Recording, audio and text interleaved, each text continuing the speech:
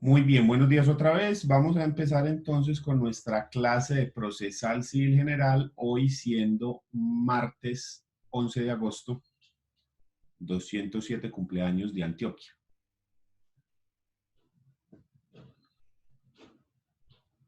Muy bien, empecemos por hablar un poquito del Código General del Proceso, que es la herramienta principal que vamos a utilizar en esta asignatura. El Código General del Proceso, que es la ley 1564 del 2012, que en Colombia empezó a regir ya en todo el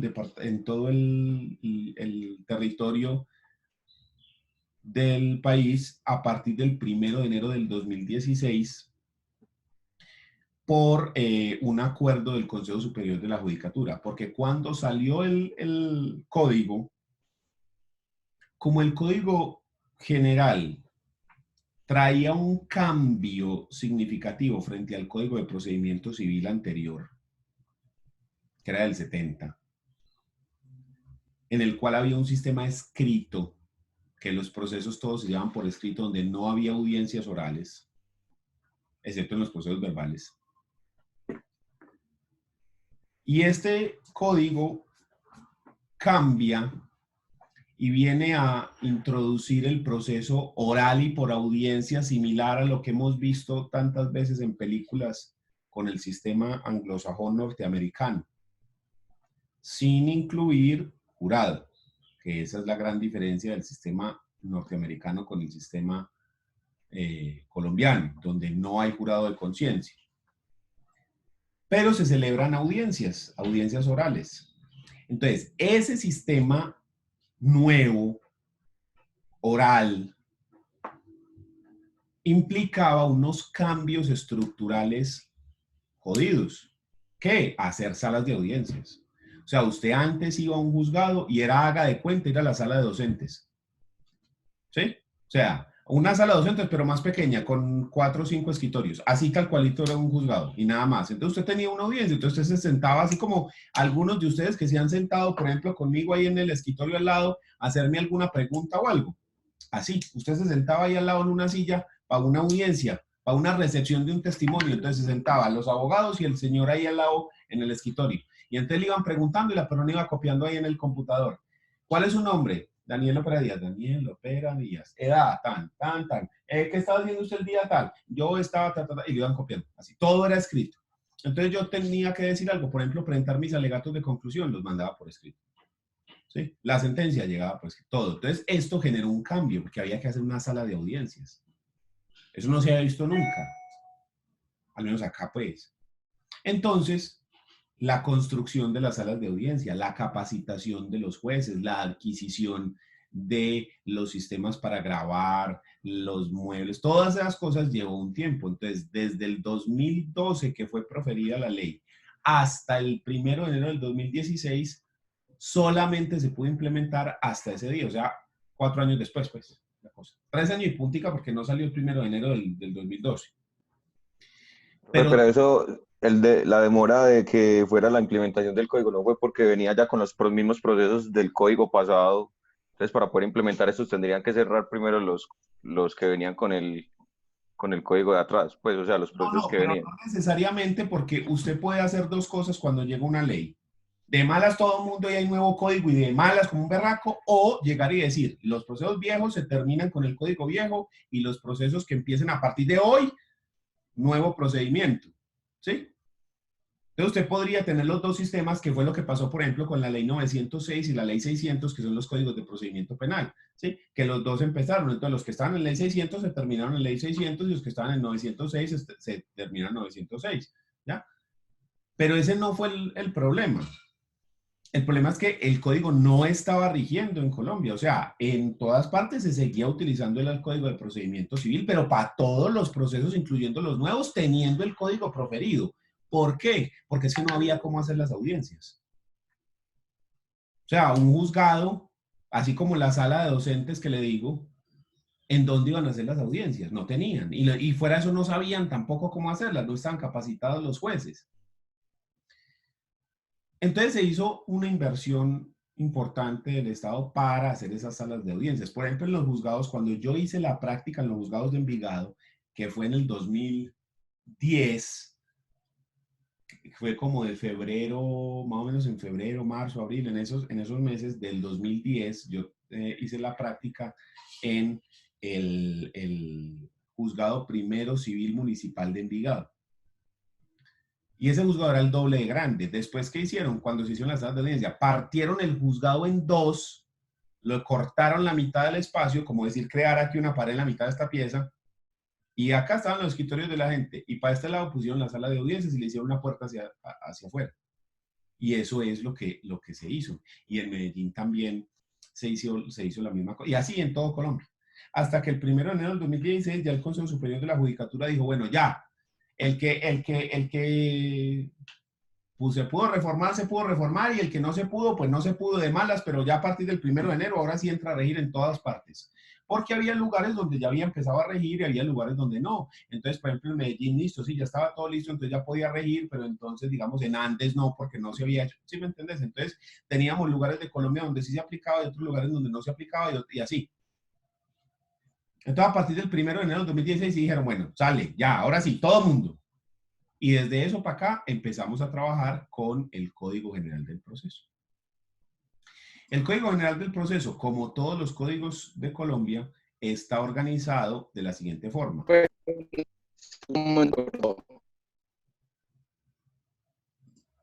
En Colombia un código, hágale que tranquilo que aquí lo voy a escribir igual. En Colombia los códigos generalmente tienen la siguiente organización. Usted encuentra que los códigos se van a dividir todos en libros. Entonces usted ve, por ejemplo, el Código Civil y el Código Civil tiene libro de personas, bienes, obligaciones, contratos, sucesiones. ¿Ya? Esos son los 5 libros del Código Civil. Usted coge y revisa el Código Civil y está libro de personas, libro de bienes, libro de sucesiones. Ahí están todos. Este código también se divide así en libros. Y entonces usted encuentra dentro del Código General del Proceso 5 libros. El libro primero, que es el de los sujetos del proceso. El libro segundo, que son los actos procesales. El libro tercero, que son los procesos.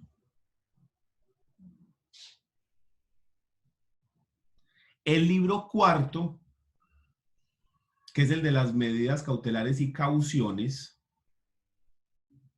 Y el libro quinto, que son cuestiones varias. Por ejemplo, aquí en cuestiones varias está la vigencia. Entonces acá, usted se viene para acá, para el final.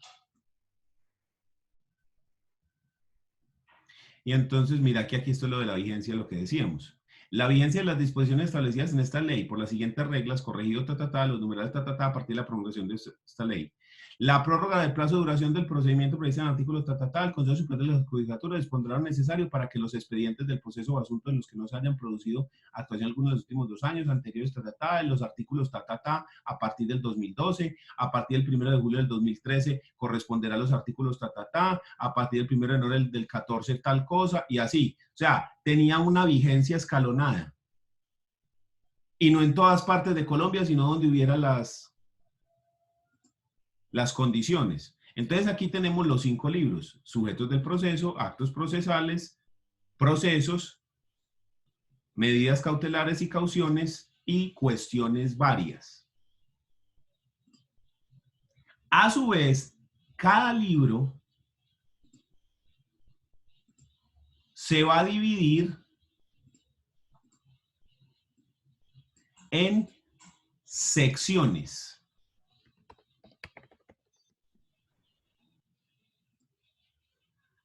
Entonces, si nosotros nos vamos, por ejemplo, para el libro de los procesos, vamos a encontrar que este libro se divide en 4 secciones.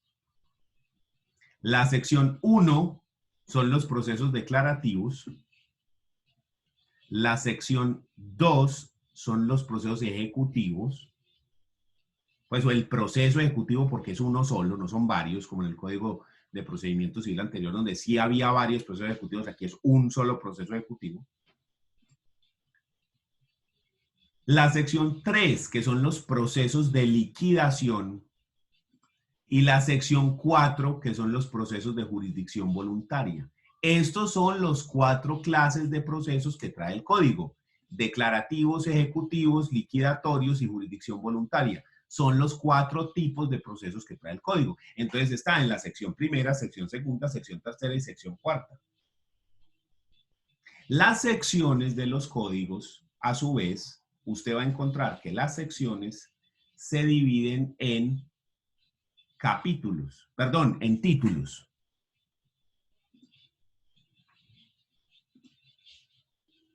Entonces, mire. Procesos declarativos, y mírenlo acá arriba. Título 1, proceso verbal.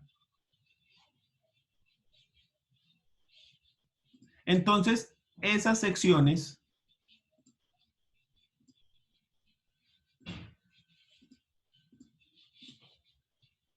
se dividen en títulos. Esos títulos se dividen en capítulos.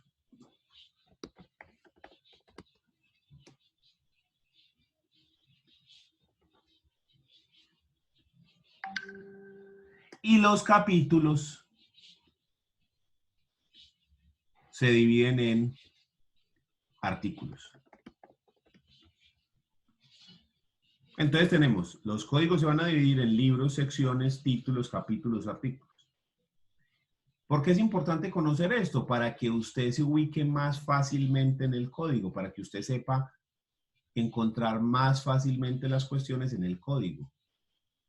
Entonces usted sabe que tiene un libro entero solamente para hablar de los procesos. Entonces usted necesita saber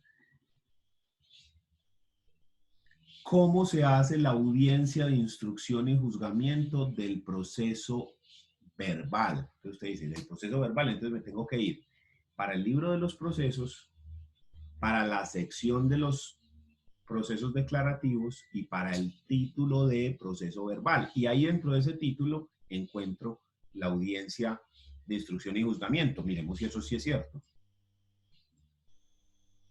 Entonces, libro 3, procesos, sección primera, declarativos, título 1, proceso verbal, y entonces miremos pruebas, traslado, reconvención, audiencia inicial, audiencia de instrucción y juzgamiento. Dale acá.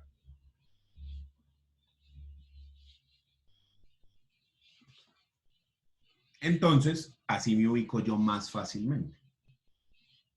¿Listo? Así es como funciona el Código General del Proceso. Entonces, ya sabe, usted que lo tiene ahí, bien sea físico o digital, póngale marcadores. Al digital lo marca con colores o con alguna cosa, así como hice yo que le puse una portada de color a cada libro. O si usted lo tiene físico, pues le puede poner esos separadores a cada libro y así los encuentra más fácil. Es más, dentro de cada libro usted le puede poner una pequeña marca, digamos, a las secciones de los procesos, que es lo más importante, para que usted encuentre fácilmente el proceso declarativo, el ejecutivo, los liquidatorios de jurisdicción voluntaria. ¿Listo? Muy bien.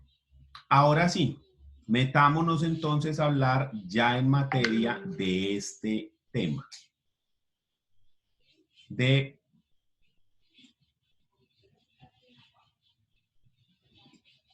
procesal civil general.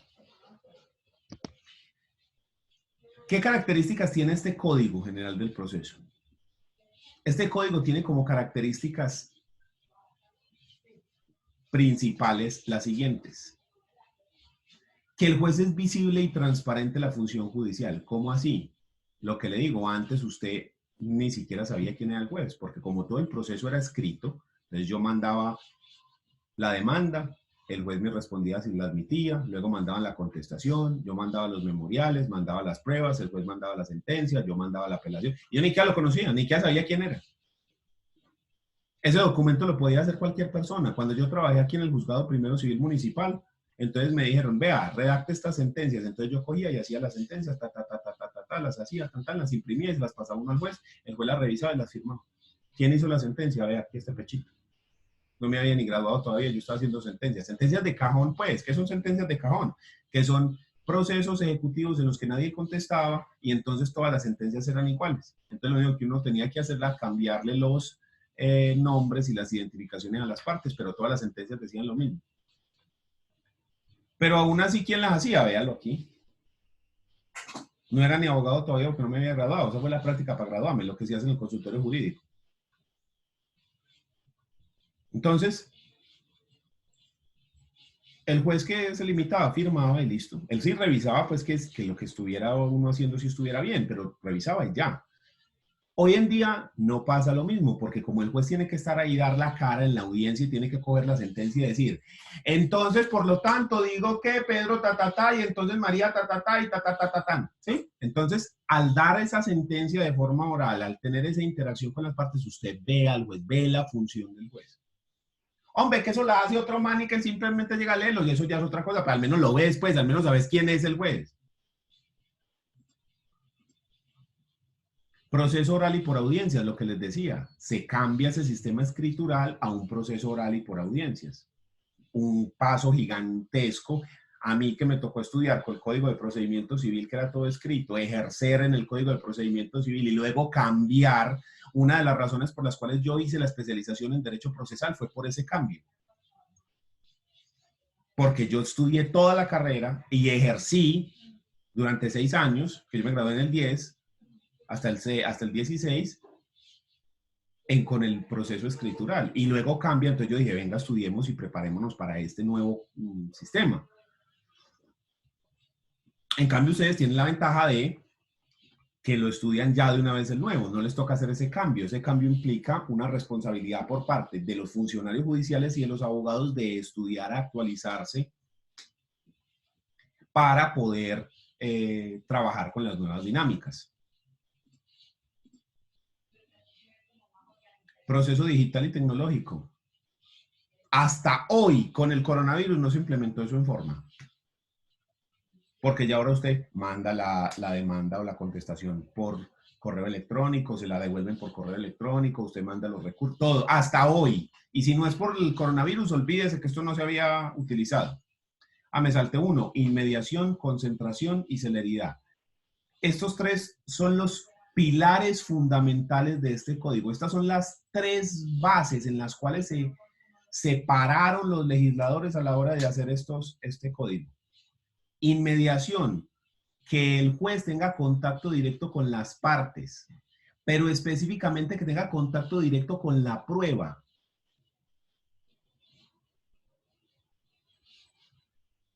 Sí, eso afectaba al principio de inmediación, Lina. Específicamente eso es lo que hacemos. Claro que afecta al principio de inmediación.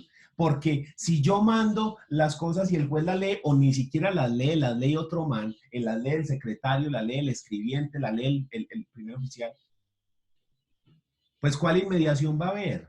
Si el juez lo único que va a hacer es firmar la sentencia, o sea, revisar que las cosas estén bien, obviamente, y firmar la sentencia. ¿Cuál inmediación hay ahí? La inmediación es la comunicación del juez con las partes, pero específicamente lo más importante de la inmediación es la relación entre el juez y la prueba, que el juez vea la prueba, la perciba, la absorba y así pueda tomar la decisión. Es como que él mismo se haga caso, como él se haga parte del proceso, pues haga parte del proceso para poder dar una decisión más acorde. Exactamente, pero no como el que vigila una obra, como el capataz que está ahí mirando a los obreros. Este ladrillo le quedó torcido. No, sino meterse y pegar los ladrillos él. ¿Sí me entendés? Entonces, al inmiscuir al juez más en forma, se garantiza mejor el principio de inmediación. Eso es lo que se piensa, pues estamos hablando del deber ser del código, ¿sí me entiendes? Del espíritu que persigue el legislador cuando se hace el cambio del código. Porque usted me puede decir, no, eso es pura carreta, porque en realidad no, pues, sí, bueno, sí, ya eso ya es otra cosa de que en la implementación pues pase, eso es otro paseo. Estamos hablando es la idea en la cual se basaron los legisladores para hacer el cambio. Concentración. Tratar de que la mayor cantidad de actuaciones, la mayor cantidad de cosas pasen en el menor tiempo posible.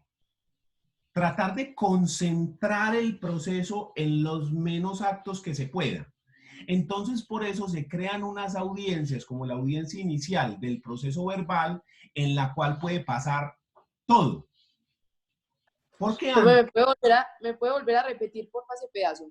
Sí, o sea, tratar de concentrar todas las actuaciones o las más actuaciones que se puedan en la menor cantidad de tiempo posible.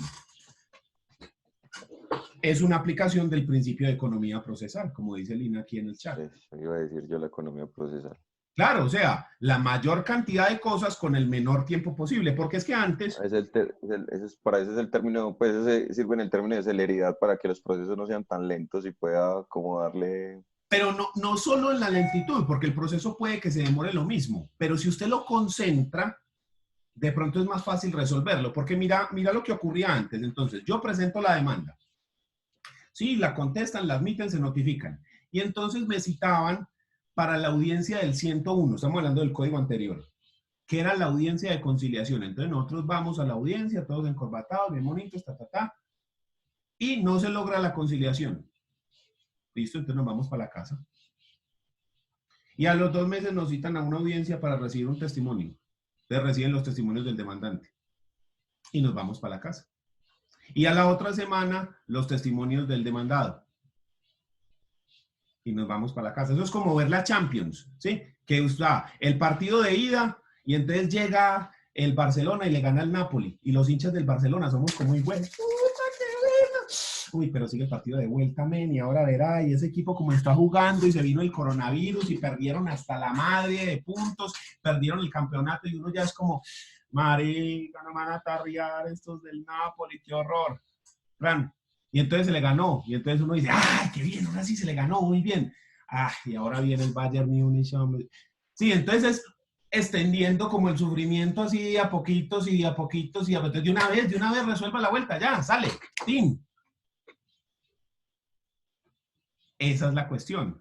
Puede que en el tiempo se demore lo mismo, porque mientras que a vos te fijan la audiencia, puede que la audiencia se demore 6 meses para que te la fijen. O sea, vos la presentas ya y te la fijan para diciembre.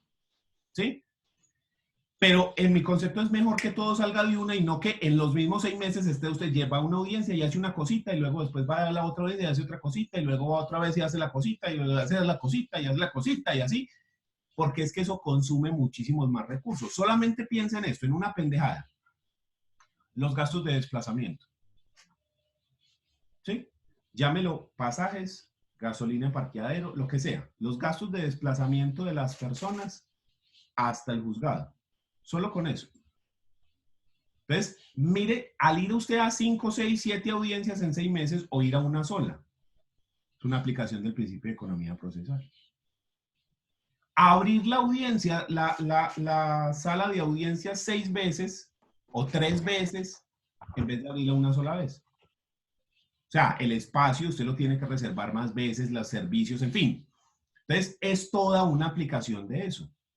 Entonces, la idea es concentrar. Entonces, se trata de concentrar lo más que se pueda. No es que todo quedó concentrado en una sola, no, lo más que se pueda. Hay veces que no se puede.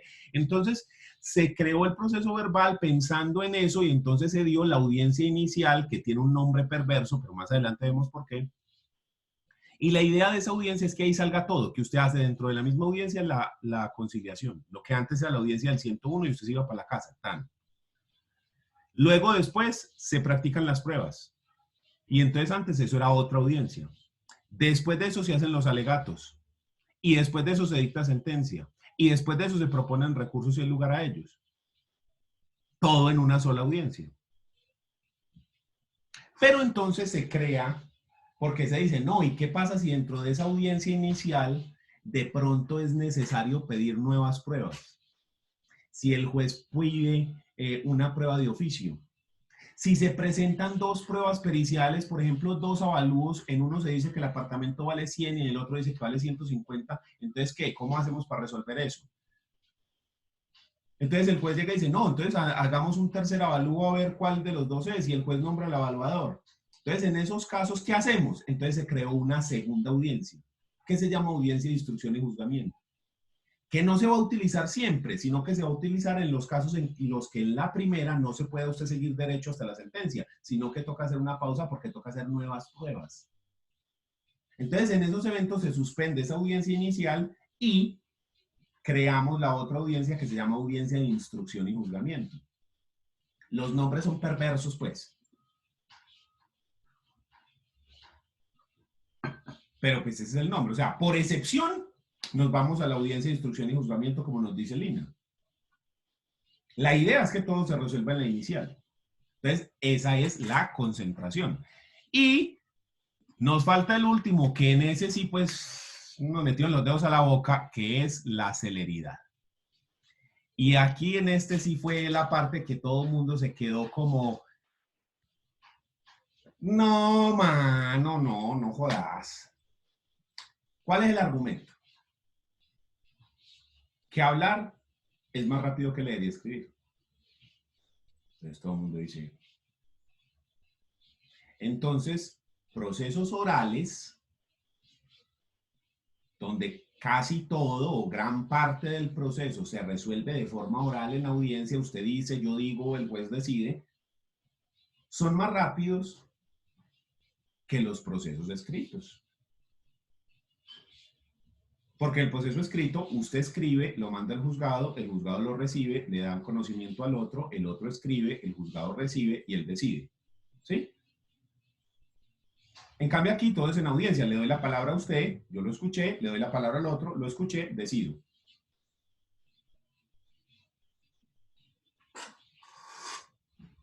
Y se utilizó como ejemplo de celeridad Chile. Que se cambia el sistema y entonces se reducen una barbaridad los tiempos que se demoran los procesos. Lo que no le dijeron a nadie es que en Chile se crearon muchos juzgados. Hubo más jueces. En cambio nosotros seguimos con el mismo número de jueces, solo cambiamos la función de los juzgados. Entonces, ¿dónde está el problema? ¿Dónde está la falacia? Que antes yo le dije que yo llegaba todos los días al juzgado a hacer sentencias. Es decir, acabar procesos. Entonces yo en una mañana me podía hacer 4, 5, 6 sentencias. Eso eran 4 o 5 procesos que yo terminaba. Y en el juzgado trabajamos otras 4 personas, otras 4, o sea, éramos 5 en total. Y cada uno podía estar haciendo sentencias, por ejemplo, o recibiendo pruebas, o haciendo diferentes cosas. Todo pasa por el filtro del juez, es decir, el juez era el supervisor de la obra y entonces él está llegado y recibía, sí, muy bien, esto está correcto, listo, firma, sale, ya salió este proceso. Le llegaba al otro, a ver, este otro es un qué, ah, muy bien, listo, sale, Fran, firma. Entonces, pero ahora el juez se tiene que sentar para cada una de esas sentencias y gastarle una audiencia. O sea que las 6 sentencias que yo hacía en un día, el juez se tira, póngale 4 en un día. 2 en la mañana. Son los poquitos jueces que hay llevando todos los procesos. Y le estoy diciendo 4 en un día, 2 en la mañana y 2 en la tarde, y eso es mucho, porque una audiencia se puede demorar 6 horas. Entonces, si es un solo el juez, y a él le toca hacer todas esas audiencias, pues la celeridad... Sí. Entonces, ¿qué pasa? El proceso se le demoraba 2 años, y hoy en día se le demora 2 años. O sea, profe, que ahí hay como una incoherencia. Exactamente. ¿Cuál es el problema? La falacia. No hay suficientes jueces. No hay suficientes jueces. Mire. No hay suficientes recursos. Se crearon los jueces de familia. En Medellín se crearon 13 jueces de familia. Estamos hablando de los 70s, 80s, por allá. Hoy en día, en 2020, hay 14 jueces de familia, es decir, uno más que cuando se crearon por allá. Uno más. ¿Cuántas veces se ha duplicado la población de Medellín en ese tiempo? Estamos hablando solo de Medellín.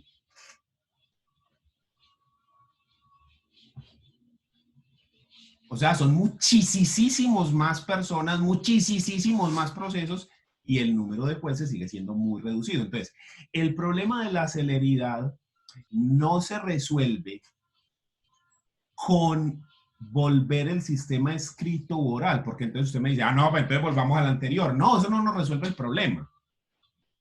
Si a eso usted le suma con que en Medellín no había espacio, entonces dos juzgados comparten una sola sala de audiencias. El juzgado 1 y el juzgado 2 les hicieron una sala en la mitad. Entonces, este la utiliza el lunes y este el martes, miércoles y así. Entonces, usted no puede programar todas las audiencias que quisiera porque tiene que contar con el otro, ¿sí me entiende? Entonces, o sea, en cuanto a celeridad, no es que hayamos visto un cambio grande. ¿En dónde sí se vio el cambio? Que teníamos muchísimas clases de procesos, como 20 clases de procesos diferentes. Y los procesos, los jueces los resuelven en un orden. Primero, ejecutivos, segundo, y el último de la fila era lo que se llamaban procesos ordinarios, que era lo que usted no puede acomodar en alguno de los otros 19 procesos que tiene el código, es un proceso ordinario. ¿Ya? Lo que no es un ejecutivo, prendario, hipotecario, en fin, es un proceso ordinario. Y esos eran los últimos de la fila. Entonces, cuando usted presentaba un proceso ordinario, usted sabía que usted quedaba, o sea, entraba quedando. Era el último de la fila. Esos procesos sí eran muy lentos. Se decía que un proceso ordinario usted tira para ahí 10 o 15 años. Hoy en día se demora menos porque ese proceso ordinario, así como lo conocemos, desaparece. Lo que dice Lorena, se necesita más infraestructura y funcionarios para que se dé la verdadera celeridad. Sí, señor. ¿Usted qué necesita en Colombia para que los procesos sean más rápidos? Más jueces. Así de fácil. Si saliera una ley en la que dice, no, vea, ¿sabe qué? A partir de hoy al doble de jueces. Eso hace que sean más rápidos los procesos. Porque hay más personas trabajando. ¿Cuál es el problema de eso? Que eso es muy caro. O sea, eso vale muchísimos millones de pesos. Y el otro problema que tiene es que la jurisdicción, la función jurisdiccional del Estado, no produce dinero de manera directa. Entonces no hay incentivos para el gobierno para invertir ahí. Antes gasta dinero. Exactamente. Produce de manera indirecta, porque si usted resuelve los conflictos, la gente es pacífica, eso genera una visión de seguridad jurídica. Cuando hay seguridad jurídica, eso genera inversión extranjera. Si hay inversión, entonces hay más riqueza, hay más impuestos, hay más trabajo, hay más gastos, y entonces eso hace que todo el país crezca, ¿sí me entiende? En cambio, en los países donde hay inseguridad jurídica, usted dice, no, no va a meter un peso allá. Por ejemplo, en Venezuela, ¿quién va a ir a comprar una empresa a decir yo voy a meter 100 o 200 millones de dólares haciendo una empresa gigantesca para que lleguen después y expropiese? ¿Sí? Entonces hay muy poca inversión. Mire que todas las aerolíneas fueron. ¿Qué aerolíneas vuelan a Venezuela? Unas aerolíneas ahí X. ¿Sí? Entonces, sí generan dinero, pero de manera indirecta y mucho después no se ve de manera directa, como por ejemplo Ecopetrol. No sé si ustedes vieron, pero hace unos años le metieron 5.000 millones de dólares a la refinería de petróleo de Cartagena, a Reficar. Con esa plata basta y sobra para ser jueces, pero los que usted quiera.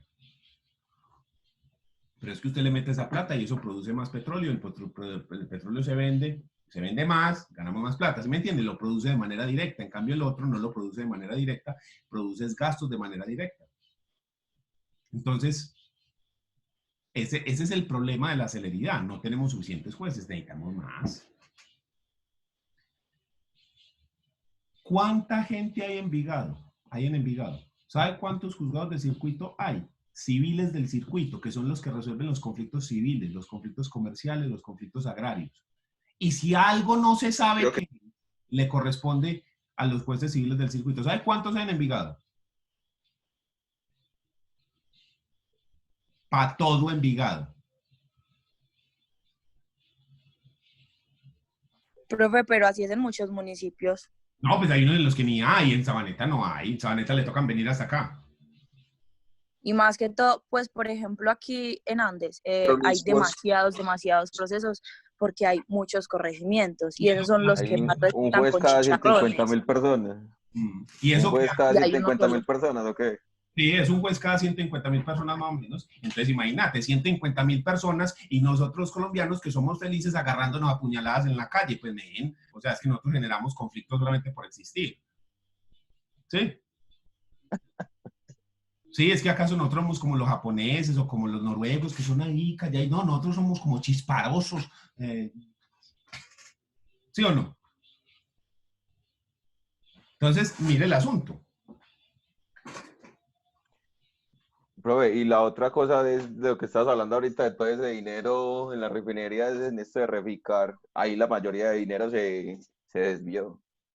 Eso era lo que tanto les Pero digamos criticaban. que eso ya es otra vuelta diferente, porque ya ahí nos metemos con temas de corrupción y eso, y obviamente sabemos que ese es el cáncer de Colombia, pero digamos que no hilemos por ese lado, porque pues ahí ya sí o sea, nos terminamos llorando y esa no es la idea tampoco. Entonces, la idea de la celeridad es buena la idea, porque sí es cierto que en audiencia es más rápido, eso sí es cierto, sí tenemos el suficiente personal. Por ahora, podemos decir que los procesos son más rápidos. Algunos son más rápidos, otros no. Otros son iguales. Tal vez incluso están más lentos. Entonces, digamos que la celeridad ahí va, ahí, ¿sí?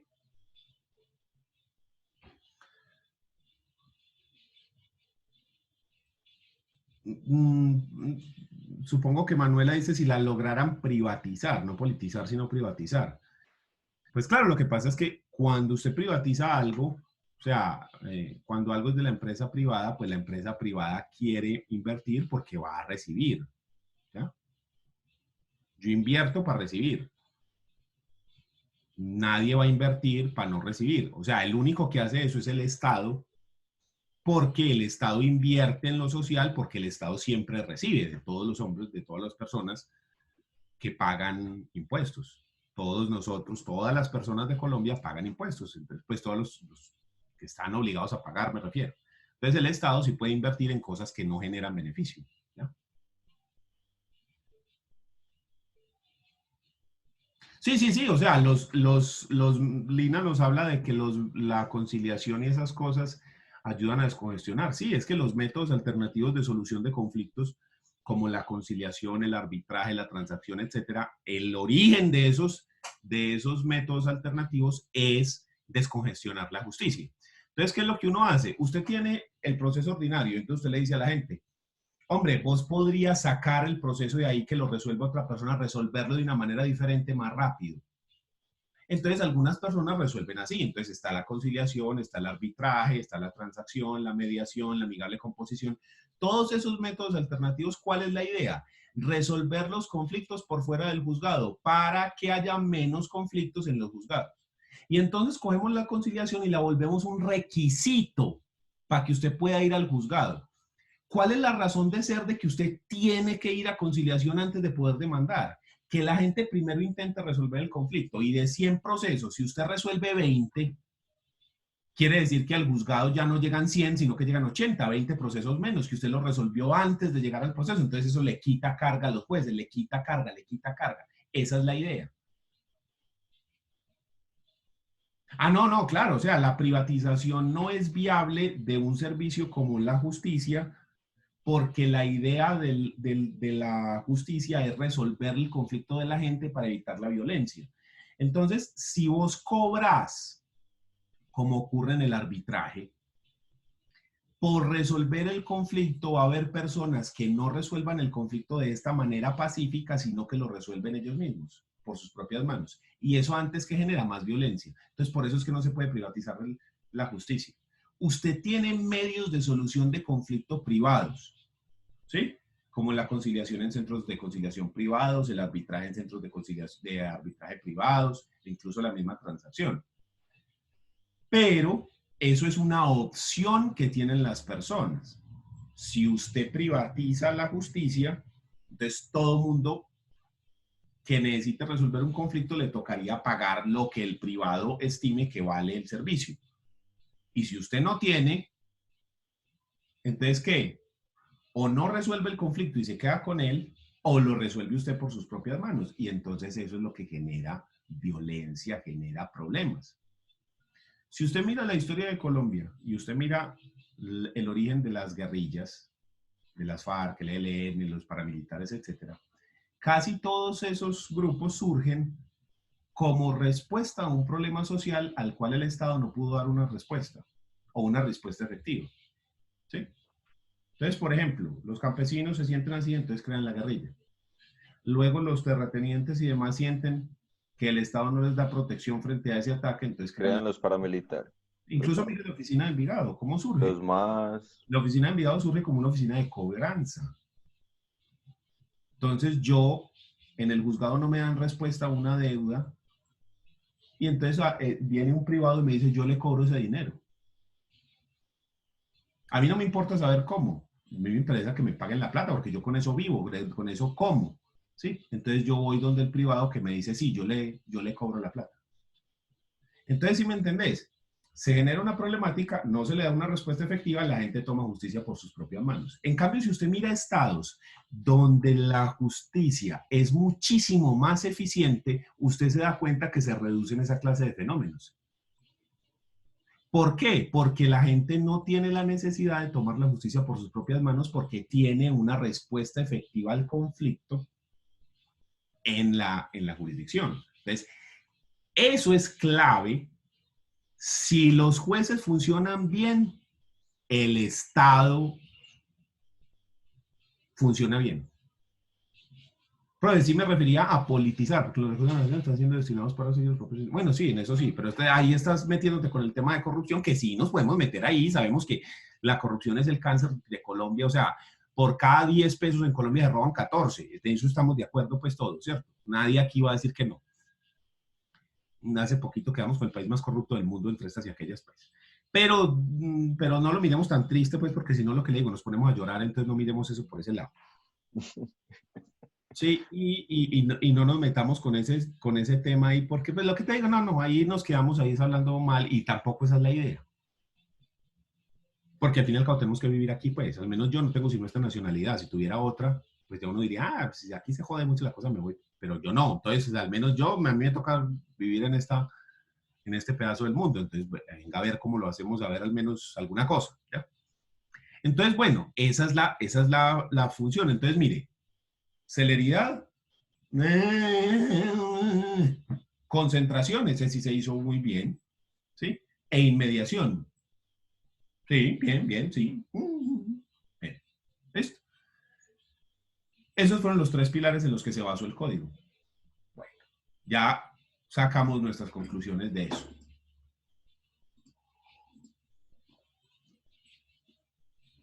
Consagra el proceso monitorio, que es un proceso nuevo. Consagra el juramento estimatorio, que es un medio de prueba nuevo. Consagra la liquidación de insolvencia prueba natural no comerciante, que es otro proceso nuevo. Elimina la caución en los ejecutivos para que sea más fácil resolver los conflictos, por lo que estábamos diciendo ahorita. En la medida en la que usted no resuelve el conflicto, se generan esos fenómenos sociales que generan violencia o que generan corrupción. Porque entonces, ¿qué pasa si la persona llega y le dice a usted, el juez, y le dice, si usted me da tanto, le resuelvo más rápido? La persona desesperado, venga. Entonces, si me entiende, eso puede generar corrupción. Entonces, si usted resuelve rápido, si usted resuelve bien, se evitan esos fenómenos sociales.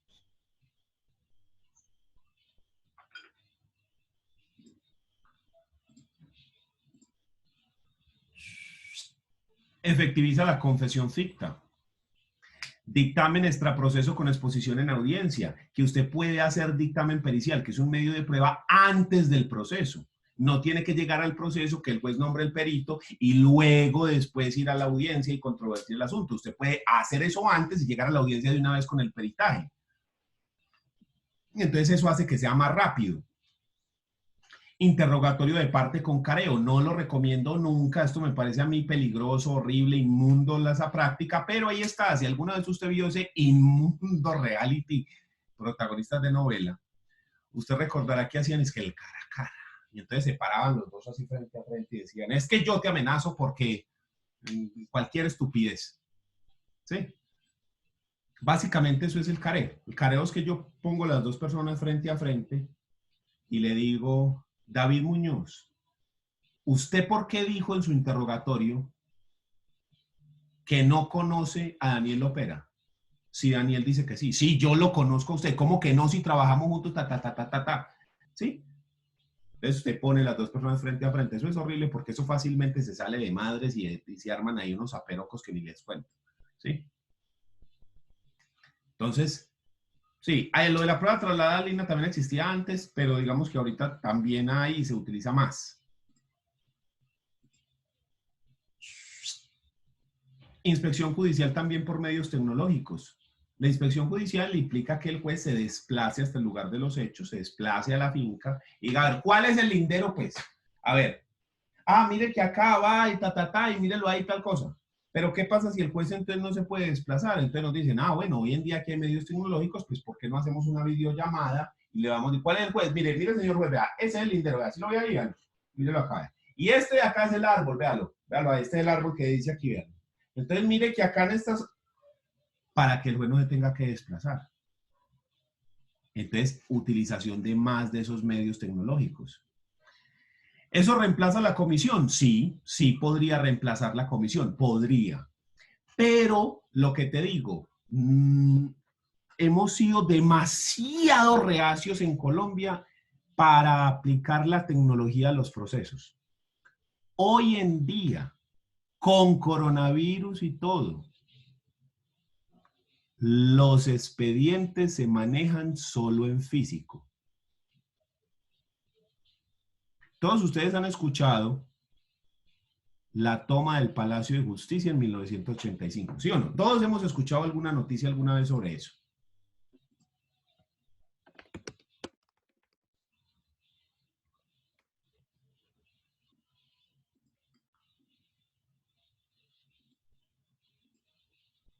¿A qué se hizo la toma del Palacio de Justicia?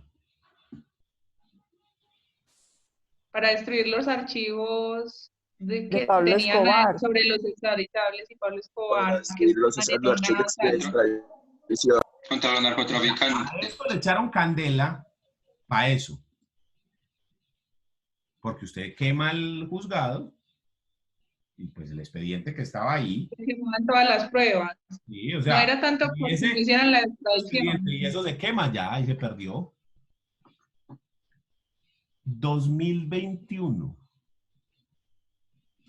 35 años después. Pero ellos no, profe, ellos no utilizan una cosa que llama es que cinta magnética, que es donde mandan las cosas. A 2021. 35 Todavía años es lo mismo. después. Si usted le vuelve y le echa candela al coso, vuelven y pierden los expedientes, porque solo están en físico. Son demasiados expedientes y son muy pocos funcionarios, entonces la digitalización de eso es muy engorroso. O pone a decidir a la gente en los casos que tiene que recibir diariamente o los pone a digitalizar. Y pues eso es hacer doble trabajo. Solo hasta hoy que el coronavirus hizo que tengamos que mandar las cosas por correo electrónico.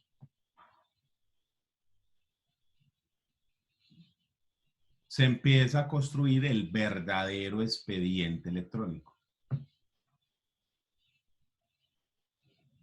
Pero mire que tuvimos que tener una cosa tan fuerte como esta pandemia, que usted literalmente no puede ir al juzgado para obligar a poner eso. Entonces, lo que les digo, hemos sido muy reacios a la aplicación de la tecnología cuando eso nos facilitaría mucho la cosa. El problema vuelve a ser el mismo, es que la tecnología implica inversión duro, porque lo que vos decías, eso es muy engorroso, eso necesita mucha gente. Fuera de eso, usted va a escanear todo eso, a ver el servidor pues para guardar toda esa información.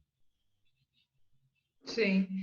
Profe, hay una ponencia del Congreso del Instituto de Derecho Procesal de un profesor de la Universidad de los Andes que se llama Nicolás Pájaro y él hace en esa conferencia un ejercicio hipotético de cómo podría ser el manejo electrónico, no solo del expediente, sino como si el juzgado fuera una red social, en donde el juez tiene su perfil, el demandante tiene su perfil, hay incluso una repartición de las demandas de forma automática. Es muy interesante, se las puedo pasar por el grupo, no es muy larga y es, digamos, como lo que se supondría que debería ser en tiempos de los avances informáticos una herramienta y no algo que de pronto los servidores judiciales se resisten, porque eso sucede mucho, y es que les encanta el papel, les encanta los expedientes físicos, y cuando suceden cosas como estas, pues nos vemos como, pues como que qué se va a hacer, y es lo que le sucede yo creo que a muchos abogados que están ejerciendo en este momento. Hay cantidad de personas que dicen que deberían suspender los términos de justicia y cerrar los juzgados hasta que la gente pueda volver a los juzgados. Entonces, mortal, o sea, no. Entonces, listo. Si nosotros cambiamos el pensamiento acerca de la inclusión de tecnología en la justicia, eso facilitaría la tarea, pero mire cómo reviso yo procesos, pero estamos hablando de hasta hace 3 meses, pues, hasta hace 5 meses. Me meto a la página de la rama judicial. En la página de la rama judicial meto el radicado del proceso, que es el número que se le da allá para identificar cada proceso. Y ahí me aparece una tabla en la que me dice en qué estado está el proceso, qué es lo último que se ha hecho. Y entonces llego yo un día, reviso y dice, auto del juez. Traslado por 3 días a las partes. O sea que a mí me dan 3 días para yo hacer cualquier cosa, para apelar, para reponer, para solicitar una corrección, lo que sea. Y yo digo, ¿qué habrá decidido? No le puedo dar clic en ninguna parte, no puedo ver, no dice sino eso. Auto, ya, no dice nada más. ¿Qué me toca hacer? Ir hasta el juzgado. Pedir que me muestren el expediente. Buscar en la carpeta hasta que encuentre, diga yo. ¡Ah! Lo que hizo fue nombrar un perito.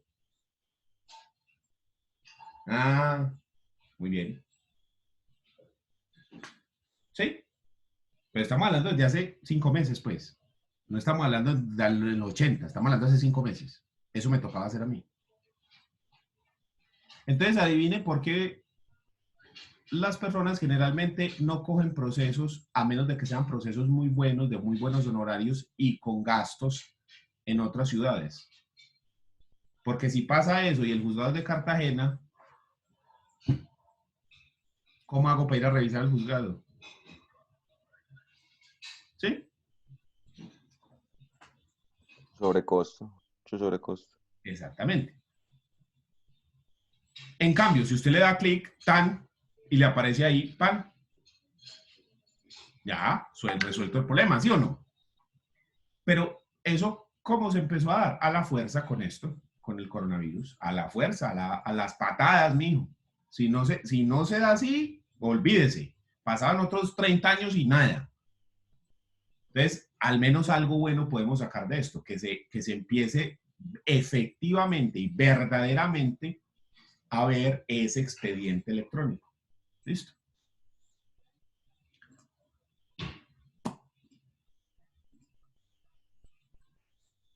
Profe, Amén.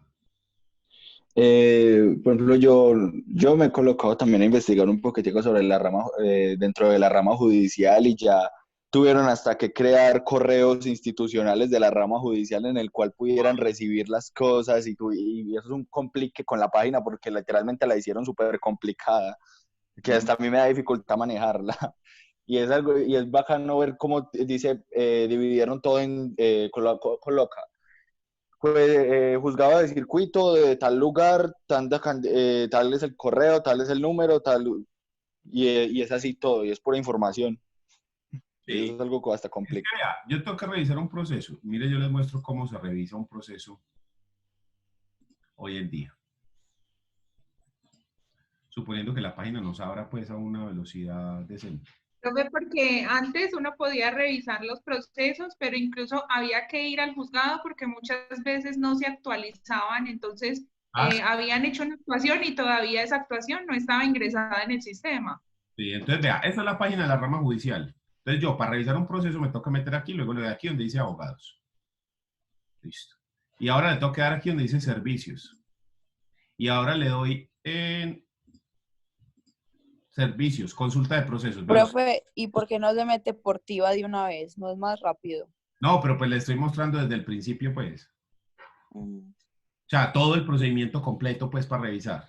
Y entonces aquí hay que empezar a uno como a hacer una novena o algo hasta que la página cargue. Vea.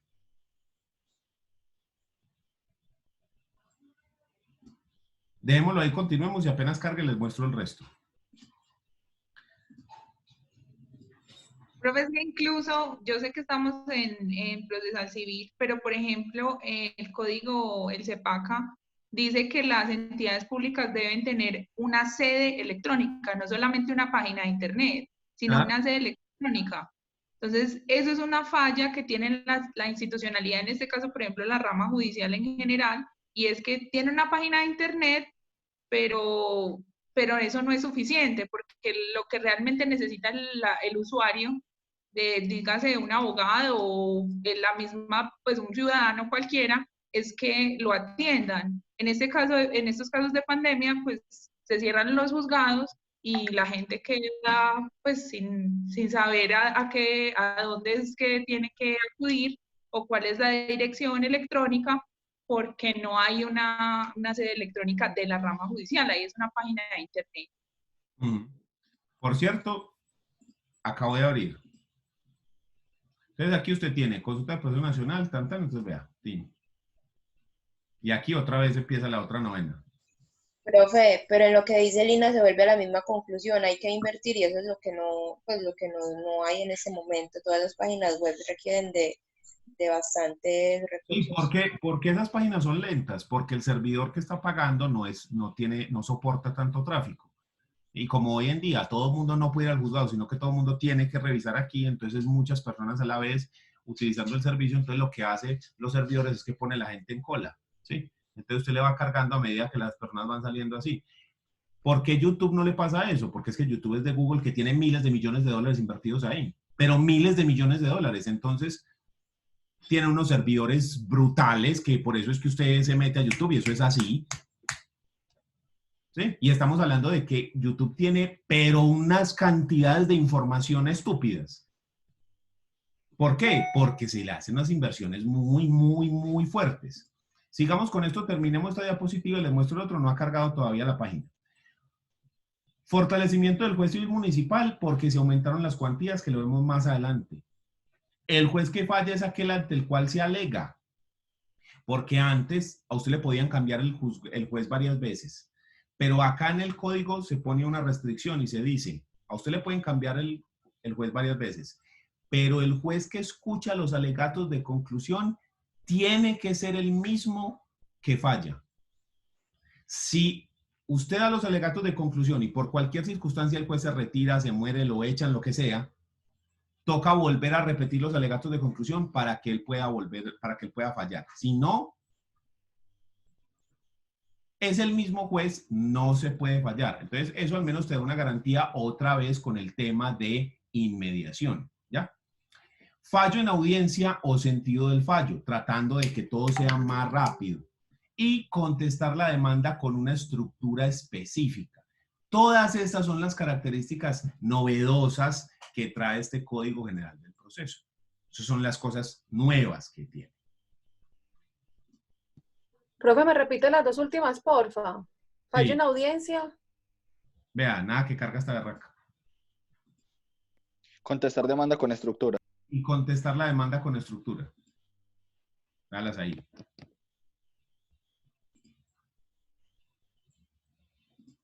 Listo, vea. Ahora sí, ya cargó.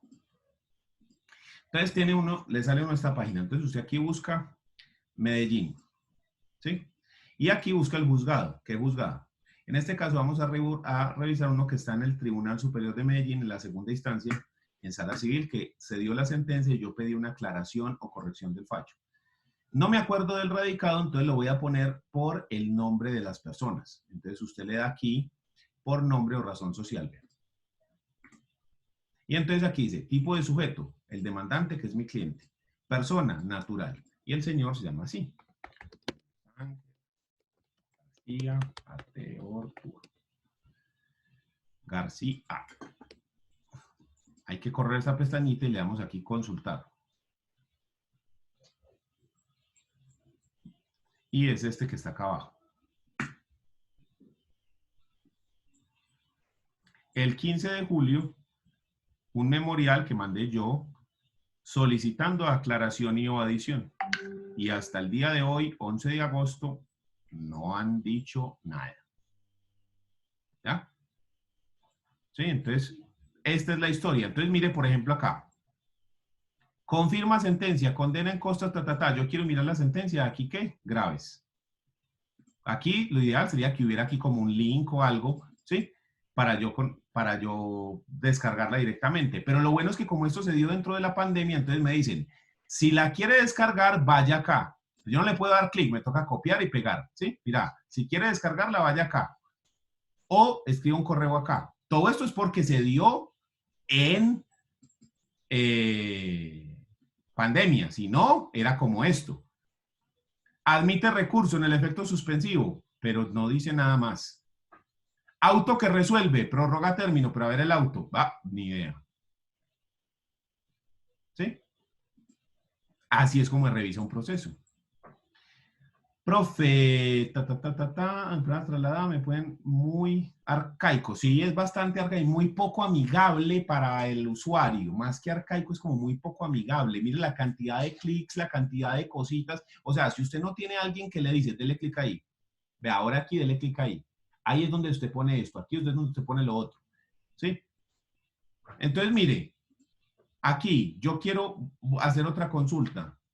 Entonces tengo que darle acá. Tran, y entonces ya se me borró todo. Número de erradicación, si yo tengo el número, pero los 23 dígitos. Ah, no, yo no tengo los 23 dígitos, entonces yo nada más me sé los últimos dos, vean, antes acá. Actuaciones por nombre, por razón social. Pero si usted no tiene a alguien que le explique que aquí usted puede cambiar la forma de buscarlo, o sea, es muy poco amigable. Hay otra con la que se busca que es... Ay, usted la mencionó ahorita, ¿cómo es que se llama? Tiva. Que es otra página, ahí mismo está, pero es, o sea, es casi lo mismo. Bueno. ¿Qué falta? Inversión. Eso es lo que falta. Pero al menos podemos revisar las cosas, o sea, al menos podemos revisar sin tener que ir al juzgado. Eso sí, esto sí funciona hace muchos años, esa página. Hombre, que no funciona tan bien que unas veces que sí, pero al menos está. Listo. Dígame. En la parte de abajo de la página, usted también puede realizar consulta, nada más colocar el juzgado y el número de cédula, o número de razón social, o nombre de persona, y sale más rápido en lo que es el proceso. Nada más es darle en ver, darle todo el proceso y todas las actuaciones requeridas. Pero al menos podemos hacer este tipo de cosas, sí. O sea, es que hay varias formas de buscar y revisar procesos, pero básicamente pues era esa y ya hoy en día pues nos dejan al menos descargar las providencias y no tener que ir al juzgado, pues es que eso sí era... No. Eso sí era mortal, pues uno tener que revisar, que ir al juzgado para revisar una cosa. Entonces está en la oficina y ahora me toca coger de paseo para irme a Itagüí a revisar los juzgados. ¿Sí me entienden? Muy bien. Sí, esos son los estados. En los estados es lo que le acaba de mostrar, eso que le acaba de mostrar acá. Acá abajo, eso era aquí. Entonces, vea, yo le muestro aquí otro proceso rápidamente, el famoso, infame proceso de ejecutivo de Itagüí, que lo tengo desde el 2009. Desde el 2011. Ese está en el juzgado primero, es del año 2011. Y el radicado es el 551.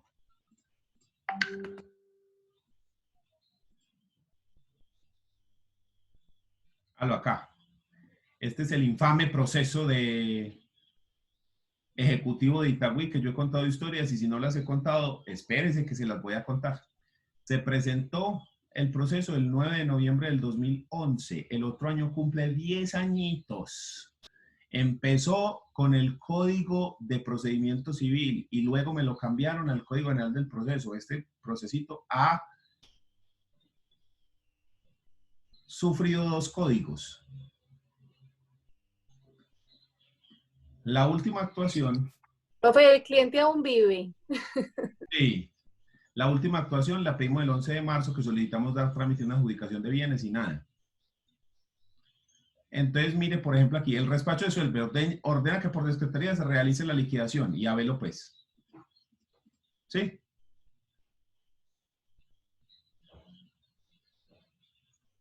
Miren, por ejemplo, 27 de agosto del 2010, auto que agrega despacho comisorio. ¿Y qué es lo que agrega? No dice nada. Y nosotros, pero ¿y qué es esto? ¿Qué agrego aquí? Y lo fijaron en estados. Vea, fijación en estado, el 23 de agosto. Y aquí, auto que niega solicitud. Debe obrar conforme al artículo, pero ¿y por qué la negó? ¿Cómo que debe obrar con ese artículo? ¿Qué le toca hacer? Empaque y vámonos para Itagüí. Ahí está.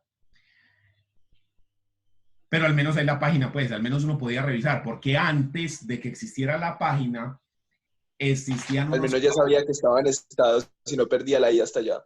No, pero antes de que existiera la página había unos cuadernos, unos libros. Entonces usted llegaba al juzgado y le dice, me presta el libro del año tal, y cada año podía haber varios libros. Y entonces cada libro tenía, acá en la parte de arriba, el radicado. Entonces decía 2011, 551. Y de aquí para abajo en cada renglón iban copiando las diferentes actuaciones a mano. Entonces a usted le tocaba ir al juzgado y coger el libro y empezar a buscar. Ah, este es el mío. Ah, y me muestra el proceso que aquí resolvieron algo.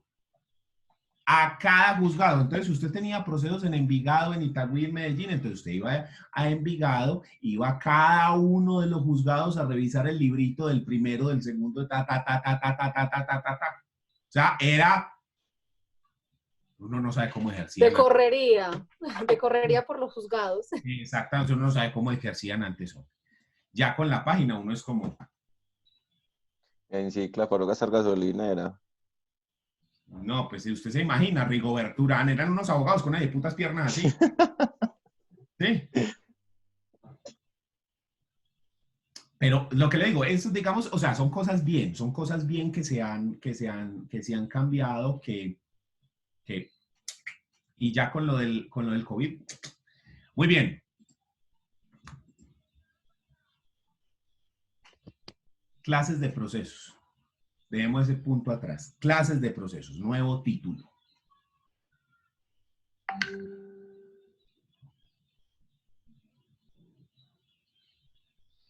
Como les había dicho, en el Código de Procedimiento Civil anterior existían como 20 tipos de procesos diferentes. Hoy en día se redujeron a únicamente 4, que son declarativo, ejecutivo, De liquidatorio liquidación. y jurisdicción voluntaria. Solo esos 4. Sin Profe. embargo, ya se los digo. Sin embargo, esos 4 a su vez se pueden dividir. ¿Ya? Esos 4 se pueden dividir. Mire aquí el mapita que yo he hecho con los diferentes procesos. Entonces tenemos declarativo, ejecutivo, liquidatorio y jurisdicción voluntaria. Los declarativos... Profe, disculpe, ¿usted nos puede mandar eso? A eso igual le queda en YouTube, que yo enseguida lo monto en YouTube. Sí, verdad, sí. Listo. Los declarativos se dividen en 2. Los declarativos generales y los declarativos especiales. ¿Cuáles son los generales? El proceso verbal y el proceso verbal sumario. Y los especiales son estos 4. Expropiación, deslinde, Deslinde, divisorio, monitorio. Estos 4 son los declarativos especiales. Estos otros 2 son declarativos generales. ¿Ya? Entonces, el declarativo se divide en 2. Profe, ¿cuál es la diferencia entre verbal y verbal sumario? El tiempo. Porque las cosas de verbal sumario son de mínima cuantía. Entonces, se le reducen cosas. Por ejemplo, para verbal, usted tiene 20 días para contestar la demanda. Para verbal sumario tiene 10. El verbal tiene segunda instancia, el verbal sumario no. Es el mismo proceso, solo que es más chiquito. Porque los procesos son de mínima cuantía. Entonces, por alguna extraña razón, en Colombia, si vale menos, es menos importante. ¿Ya? Entonces, declarativo se divide en 2, general y especial. General son verbal y verbal sumario, y los especiales son divisorio, monitorio, expropiación y deslinde. ¿Ya? Que son estos que están acá en este lado. El ejecutivo es un solo proceso, uno solo, porque antes habían como 15 ejecutivos diferentes, son una recua de ejecutivos. Porque cada proceso ejecutivo dependía de la clase de obligación que usted estuviera cobrando. Entonces había ejecutivo prendario, si era prenda, ejecutivo hipotecario, si era hipoteca, ejecutivo quirografario, si era, en fin, ¿sí? Entonces habían diferentes ejecutivos. Hoy en día es uno solo, este sí es un solo proceso, el ejecutivo. La cuestión está en que cuando se vaya a ejecutar, es decir, cuando se va a cobrar ya la obligación, el proceso cambia en razón de lo que usted esté cobrando. Entonces usted tiene ejecutivos o ejecuciones mejor por sumas de dinero. Entonces, si usted va a cobrar una suma de dinero, ¿qué es lo que se hace acá? Se embargan los bienes, se rematan, se venden en pública subasta y se paga la deuda. Ah, no, es una obligación de dar. Entonces se le entrega la cosa a la persona. Ah, es una obligación de hacer. Se le da un término para que lo haga. Y si no, se le cobra el equivalente en dinero. ¿Cómo se cobra el dinero? Como si fuera una obligación de suma de dinero. Una obligación de suscribir documentos. Se le da un término para que suscriba. Si no lo suscribe, el juez lo firma por el deudor. Por ejemplo, usted vendió un carro y no le han hecho el traspaso. Entonces usted demanda para que le hagan el traspaso y el juez le dice, tiene 5 días para firmar el traspaso. Si no lo firma, lo firmo yo por usted.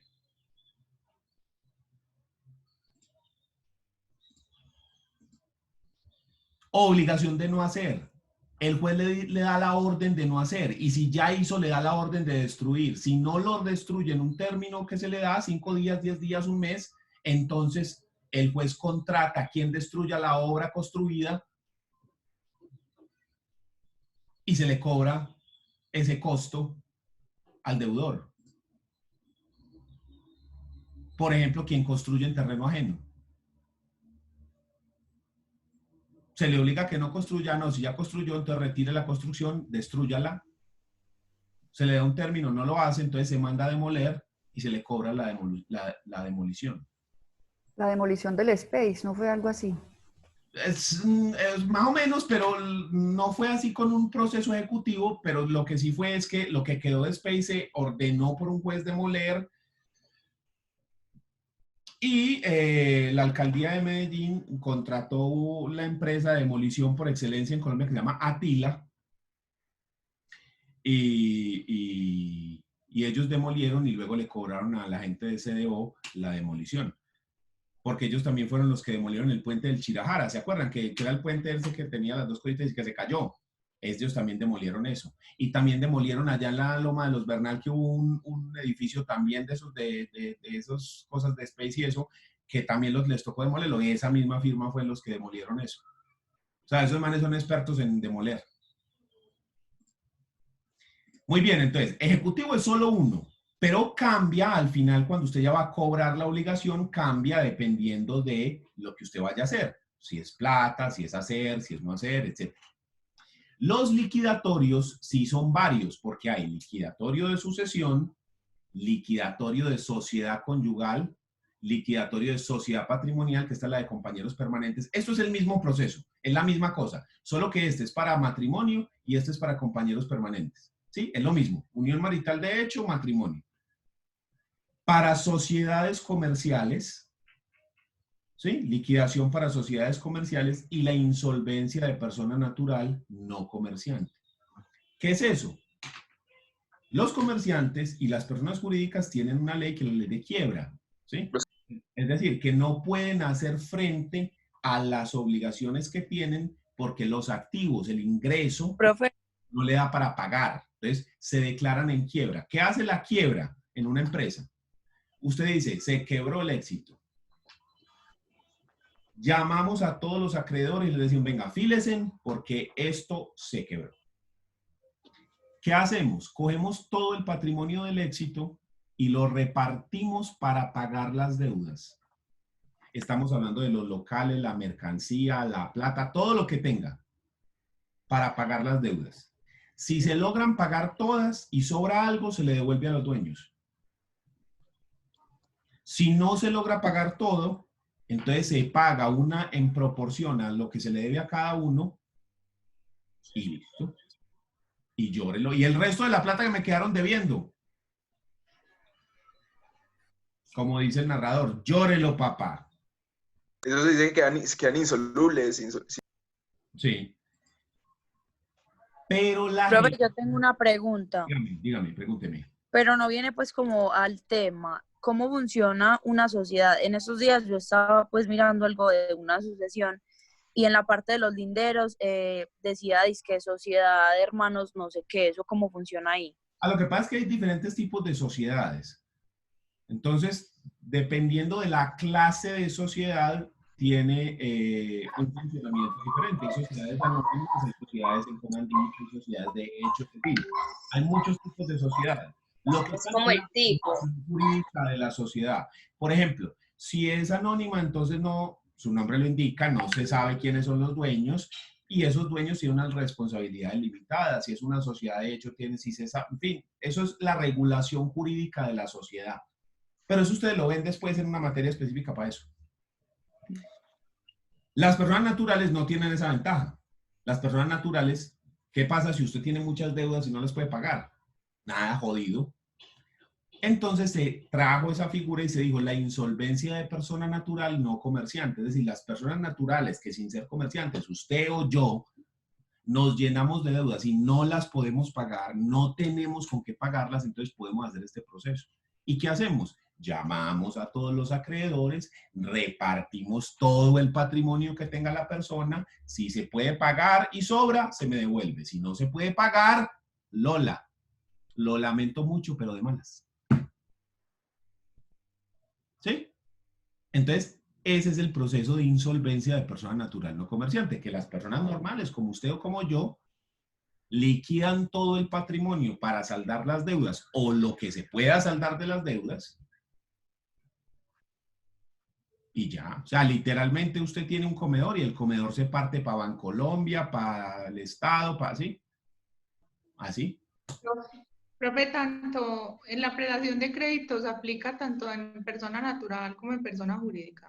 Sí, sí, claro, claro, porque hay unos créditos que se pagan primero que otros. ¿Sí? Entonces, siempre vamos a aplicar la prelación de créditos. Siempre. ¿Sí? Primero los alimentos, luego los créditos con el Estado, luego los créditos laborales, luego, y así. Eso tienen unas categorías pues, que están en el Código Civil. Entonces, sí. Pero ese es el tipo, pues, esa es la función de ese proceso de insolvencia, o sea, coger todo el patrimonio y liquidarlo, como su nombre lo indica, repartir todo lo que la persona tiene. ¿Qué es un proceso liquidatorio? Un proceso para repartir bienes. Yo reparto en la sucesión. Yo reparto en la sociedad conyugal lo que tocó por gananciales o sociedad patrimonial. Repartimos el patrimonio que se consiguió en la sociedad comercial o repartimos el patrimonio de la persona natural para sus acreedores. O sea, el proceso liquidatorio, su función es la de repartir un patrimonio. Repartir bienes, repartir deudas. ¿Cuál es la función del proceso ejecutivo? El cobro de una obligación que consta en un título ejecutivo. ¿Qué es un título ejecutivo? Es un documento Una obligación que Tiene una contiene obligación clara. clara, expresa y exigible. Eso es, un documento que contiene una obligación clara, expresa y exigible. ¿Cómo así? Es un documento que dice quién le debe a quién, qué es lo que le debe, cómo le debe, cuándo le debe, cómo lo paga. Eso es una obligación clara. ¿Me repite, profe, por favor, la función del Ejecutivo? El cobro de una obligación que consta en un título ejecutivo. Cobrar el cumplimiento de una obligación que consta en un título ejecutivo. Las obligaciones pueden ser de dar, de hacer o de no hacer, ¿sí o no? Entonces, cualquier obligación de dar, de hacer o de no hacer que conste en un título ejecutivo, o sea, en un documento que la contiene de manera clara, donde se sabe quién le debe a quién, qué es lo que le debe, cuándo lo debe, cómo lo paga. Porque si el documento dice, es que aquel le debe a este lo que acordaron. ¿Quién es aquel? ¿Quién es este? ¿Qué es lo que acordaron? ¿Sí? Entonces, claro, que esté expreso, que lo diga ahí, que no sea tácito, que ahí esté, que lo diga. Y que sea exigible, es decir, que si el contrato dice, o el cheque, o el pagaré, o lo que sea, dice que se va a pagar a partir del 1 de enero del 2020, ya haya pasado el 1 de enero. Porque si todavía no ha pasado la fecha que se dio, si la fecha es 31 de diciembre del 2020, yo no puedo exigir el cumplimiento, porque es que no se ha terminado el plazo. Entonces, que sea exigible es que el plazo que se dio se cumpla, que ya haya pasado el plazo y que la obligación no haya sido pagada. Que se constituya una mora en el cumplimiento de la obligación. Exactamente, que usted esté en mora, que ya se cumplió el término que usted tenía para pagar o para hacer pues lo que tenía que hacer, porque recuerda que la obligación es de dar, de hacer o de no hacer. Usted tenía un término para cumplir y no ha cumplido. O sea, está en mora. Ese es el proceso ejecutivo. ¿Qué cosas son títulos ejecutivos? Un contrato puede ser un título ejecutivo. Los cheques, la Los letra de... títulos valores. Los títulos valores son ¿qué? La letra, el cheque, El acta de conciliación. el pagaré. todos los títulos valores. Pero entonces Y el acta de conciliación. el contrato, los títulos valores, las actas de conciliación, La sentencia, la transacción, los laudos arbitrales, transacción, los laudos arbitrales. contratos de arrendamientos. Sí, pues está el primero que serían contratos. Todos esos documentos que puedan contener esa obligación clara, expresa y exigible se pueden cobrar mediante título ejecutivo. Entonces, por ejemplo, Pedro se choca con María. Págueme el arreglo del carro, no momentico. Primero un juez me tiene que condenar al pago. Primero el declarativo. Entonces, primero tengo que hacer el proceso declarativo. Porque ¿cuál es la función del proceso declarativo? Solicitarle al juez que declare Establecer la... existencia, inexistencia o modificación de un derecho, de un hecho o de una situación jurídica.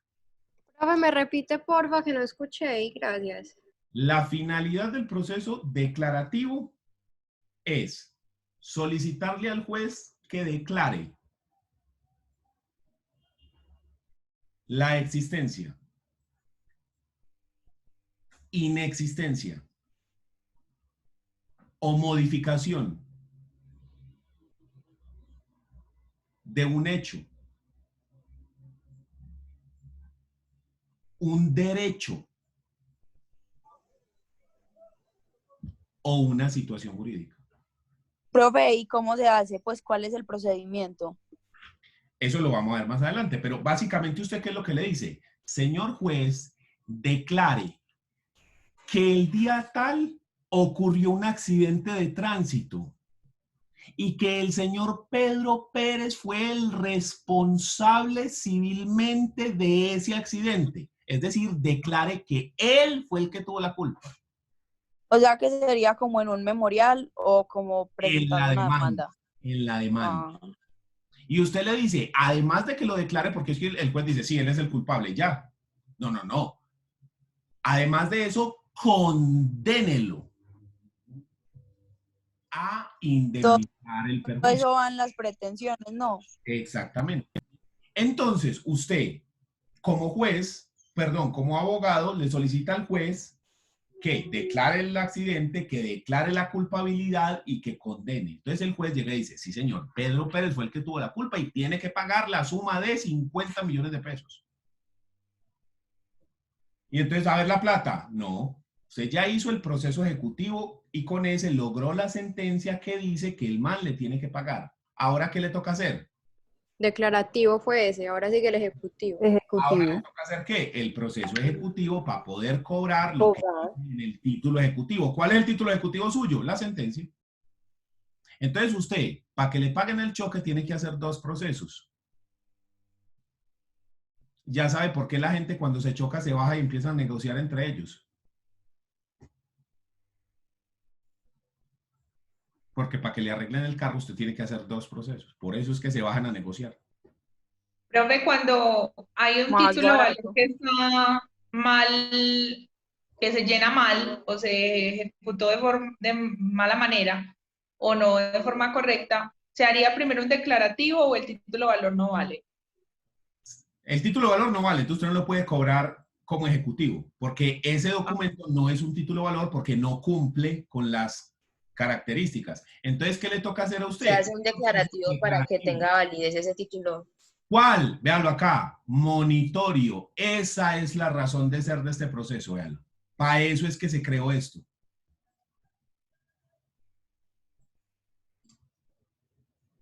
Para eso es. Profe, nosotros vamos a ver a profundidad cada uno de esos. Vamos No. a ver muy en profundidad el proceso declarativo, pero cada uno de los procesos usted lo ve en procesal civil especial. Aquí vamos a ver de una manera más general, porque en esta materia nos interesa dejar muy claro lo que son demanda, admisión, notificación, contestación, sentencias, medidas cautelares y recursos. Y en procesal civil especial nos metemos al estudio ya de cada uno de los procesos. Entonces nos metemos directo todo en el declarativo, y luego nos metemos en el ejecutivo, y luego en el liquidatorio y así. O sea que Profe, una pregunta, ¿uno ve las minutas o no? ¿Eso sí se ve en clase o no? No se ve porque eso no tiene tanta utilidad. Yo le explico por qué más adelante. Y yo tengo algunos informáticos por ahí que les puedo compartir, pero digamos que no esa no es la idea de la clase. Más adelante lo vemos. ¿Quién más tiene alguna otra duda? Profe, entonces con el proceso ejecutivo es que se exige, por decirlo así, lo que ya había declarado el juez. Sí, con el ejecutivo usted puede cobrar lo que ya había declarado el juez. Y muchos procesos, muchas situaciones requieren 2 procesos, muchas. Por ejemplo, cuando los cónyuges pelean y se quieren separar, eso también incluye 2 procesos. El de divorcio, para que el juez declare que Pedro y María ya no están casados, y luego el proceso liquidación conyugal. Son 2 procesos para que La liquidación conyugal no es antes del divorcio. Usted la puede hacer antes o después, no hay problema. Pero generalmente primero se da divorcio y luego liquidación de sociedad conyugal. Incluso hay divorcios que nunca se liquidan. Sí, pero muchas veces no se hace dentro de la demanda del divorcio la solicitud de la liquidación conyugal. No se puede hacer. Eso es un error. Usted no puede juntar las 2 cosas. ¿Por qué no las puede juntar? Porque son 2 procesos diferentes. Porque yo aquí las he visto así. Pues he visto que las presentan así. Eso es un error. Usted no puede juntar varios procesos. Porque los declarativos, que es declare el divorcio, declare que Pedro y María ya no están casados, ese proceso tiene una forma de hacerse. Entonces usted no puede juntar esta de declare que haga con esta reparta los bienes. Porque y entonces, ¿por qué la aceptan? Pues la admiten. A usted le admiten el divorcio, pero no le admiten la liquidación. No, bueno. Profe, pero eso es solo para... Dígame. No, profe, eso sería solo para las causales diferentes a las de mutuo acuerdo, porque yo he visto que muchas veces, pues, o en un caso concreto que conozco cercano, la persona se divorció de mutuo acuerdo con quien era su cónyuge y declararon que no había bienes y entre ellos hicieron una transacción privada de quién quedaba con qué y ya. Pero Se mire que puede ahí hacer. hicieron las dos cosas. Resuelven Ah, el ya, pero divorcio. ellos lo hicieron fue por notaría, o sea, estamos hablando de una de las causales y no de las otras que son contenciosas. Sí, pero mire que ellos hicieron dos cosas. Divorcio por un lado y resolvieron el otro proceso como con transacción, que es un método alternativo. En notaría, a usted le permiten que dentro de la misma escritura haga las dos cosas, pero queda separado dentro de la escritura la parte del divorcio y la parte de la liquidación, porque son dos temas diferentes. En el divorcio yo estoy peleando porque desaparece el vínculo, que el contrato ya no se da por cualquier causal, incluyendo mutuo acuerdo, ¿sí? Entonces, el divorcio, el conflicto es terminar el vínculo, y en la sociedad conyugal el conflicto es repartir los gananciales de cada cónyuge. Así los gananciales sean cero, ¿sí? Porque entonces yo tengo que decir, aquí no hay gananciales, se liquidan ceros. Y ese conflicto es diferente a este otro. Entonces tienen que quedar claras las dos cosas por aparte. El contrato... O sea, uno no es consecuencia del otro. Exactamente. Profe, y en unión marital, de hecho, ¿se puede hacer únicamente la liquidación de la sociedad o hay que hacer los dos procedimientos igual? Pues el declarativo. Únicamente la liquidación si la sociedad, si la unión marital ya está declarada. O sea, si ya está declarado que son compañeros permanentes. En ese proceso generalmente usted encuentra dos, porque está el proceso para que el juez declare que Pedro y María sí fueron compañeros permanentes desde el día porque si no, no se puede hacer la liquidación, ¿cierto? Que se formó la sociedad patrimonial. Entonces usted... Y se han pasado... Pero no tienen que hacer otro proceso para cancelarlo, pues para cancelar la unión. Esa es la diferencia. Se tiene que demostrar antes que existe para dar la liquidación. Sí, por eso se necesitan las tres causales. En derecho, las cosas se deshacen como se hacen. Entonces, el matrimonio es un acto formal en el cual, mediante un acto formal, se casan. Y entonces, para deshacer eso, hay que hacer un acto formal para terminar el matrimonio. Acto formal, la firma del matrimonio. Acto formal, el divorcio. En cambio, la unión marital es un acto consensual.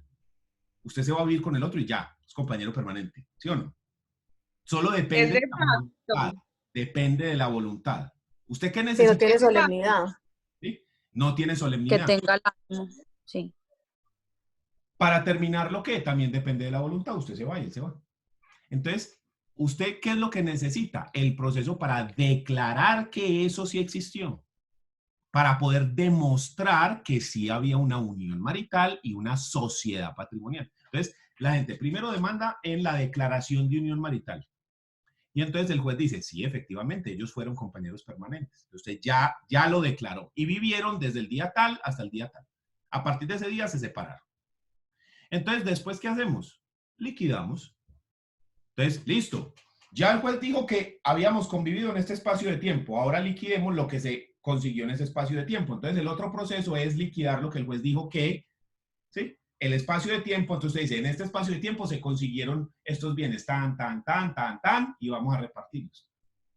Esos son los dos procesos. Profe, por eso es que cuando muere uno de los compañeros permanentes y queda la sucesión, se debe adelantar por la compañera o el compañero permanente la declaración para que pueda entrar dentro de la sucesión. Claro, porque es que en la sucesión, ¿quién reclama en la sucesión? El que es heredero, acreedor, legatario o cónyuge, ¿sí? O compañero, pues.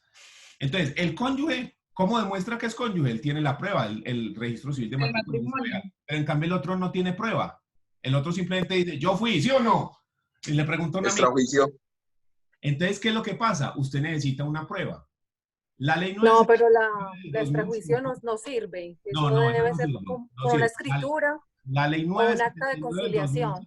Dice que usted lo puede probar con tres cosas.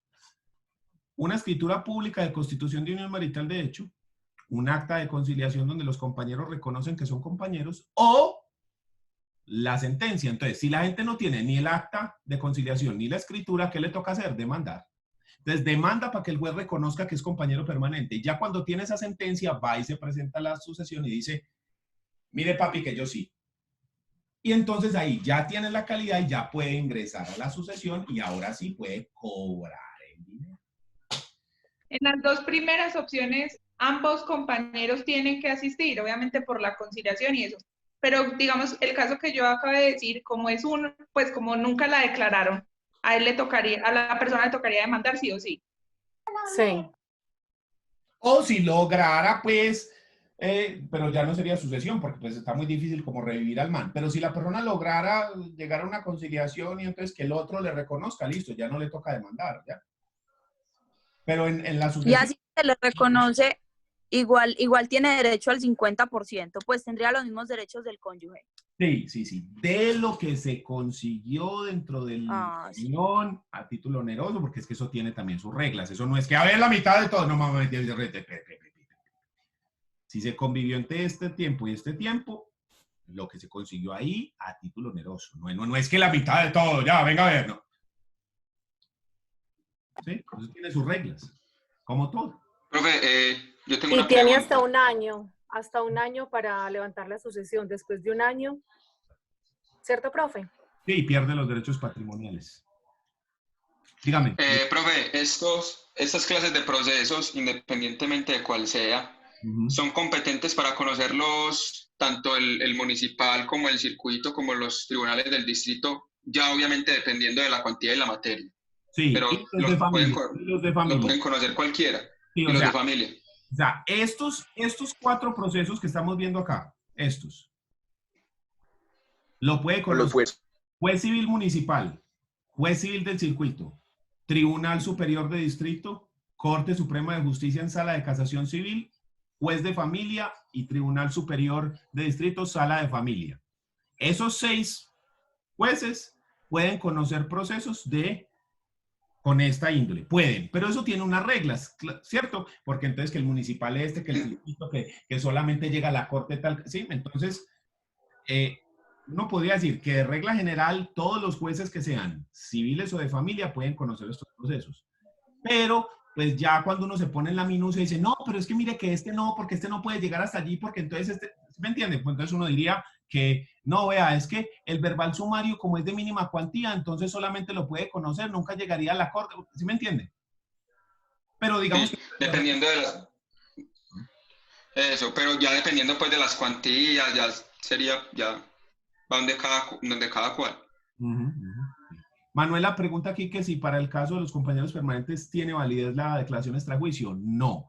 Sirve para adjuntarlo en el proceso y lograr que el juez le demuestre.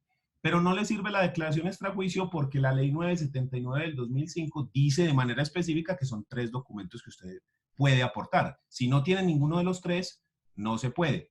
¿Sí? Porque, ¿qué es una declaración extrajuicio? Que usted va y le dice al notario y le dice, hey, negro, pare oreja. Yo soy hincha de Nacional a morir. Y entonces él certifica que usted vino a la notaría y dijo eso. El juez no le hace, el notario no le hace control de legalidad, no hace nada. ¿Qué es lo que hace el notario? Fe pública, pues. Fe pública de que usted dijo eso y usted puede decir lo que sea. Lo que le digo, es una estupidez como que usted sí. ¿Y ese documento para qué sirve? Es una prueba. En las prestaciones, profe, en las prestaciones, en la parte de seguridad social sí sirve. Para la pensión y eso sí sirve. Pero eso es laboral, que eso es otra vuelta y allá esa gente hace...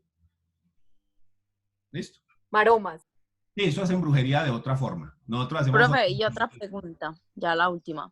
¿Cómo se determinan las cuantías? Ya lo vamos a ver, no se preocupe. Tenemos todo el semestre. Profe, la jurisdicción, ¿por qué la sala se llama sala civil y agraria? ¿Esos procesos también aplican en lo agrario, o sea, los declarativos, las liquidaciones? Civil, comercial, familia y agrario. ¿Qué es lo que pasa? Sí. Existe en la Constitución de 1991 otra jurisdicción, que es la jurisdicción agraria. Está creada en la Constitución. O sea, además de civil, penal, laboral, familia, contencioso administrativo, hay otra más, que es la agraria. pero está suspendida desde que la crearon. O sea, la crearon en la Constitución y la suspendieron. O sea que no hay procesos agrarios. Sí los hay, pero los conocen los jueces civiles. Adivine por qué la suspendieron. ¿Quién me dice, pues, por qué la suspendieron? Porque no hay para juzgados. Porque no hay plata para juzgados agrarios, por eso. Entonces, ¿qué hicieron? No hay juez que tenga conocimiento de eso. Está creada, pero está suspendida. Entonces, ¿qué dijeron? A los jueces civiles les toca conocer, además de lo civil y comercial, también lo agrario. Y no, y además de eso, las cosas que por naturaleza no se pueden determinar la jurisdicción. Ah, no, sí, pero digamos que dentro de sus funciones, porque esas son las que no se sepa, pues, las cosas raras. Pero digamos que las cosas que ya le tocan es civil, comercial y agrario. Le achacaron ese además. Exacto, ¿sí? Exacto, eso es lo que pasa. Entonces, mire pues todo el recorrido que hemos dado ahorita y apenas vamos a empezar con las cositas de demanda y eso, lo demás. Y no de pronto, muchas las vamos resolviendo con calma. Dígame. Profe, tengo una última pregunta. Cuando el juez en un proceso declarativo declara pues la obligación y se da el pago de la obligación sin necesidad de que se vaya a un proceso ejecutivo, ¿es viable? Pues, ¿o tiene que haber un proceso ejecutivo obligatoriamente? No, tiene que haber, no. Eso es perfectamente viable. Lo que pasa es que la gente no quiere pagar. Usted nunca encuentra una persona que, uy, marica, te llevo buscando por cielo, mar y tierra para pagarte todos 1.000 millones de pesos que te debo. O vos, ¿por qué no te dejas pagar? Hombre? Usted nunca encuentra eso, hombre. Eso no está, ¿no? Eso se da básicamente cuando la persona no quiere cumplir esa obligación, que ya se tiene que dar ese paso. Sí. Entonces, ¿qué es lo que pasa? ¿Y qué pasa si la persona paga? Es casi siempre. Le deben dar un paz-y-salvo. ¿Para qué? Porque si la persona lo demandan, usted demuestra, mire que yo ya pagué menos. Y el proceso se acaba, porque usted demostró que la obligación está paga. Mírela. ¿Sí? Muchas gracias, profe. Bueno, profe, dígame. ¿Y qué pasa cuando el pago es por dinero físico? O sea, no hay un recibo. Simplemente se lo pagó en físico y ya.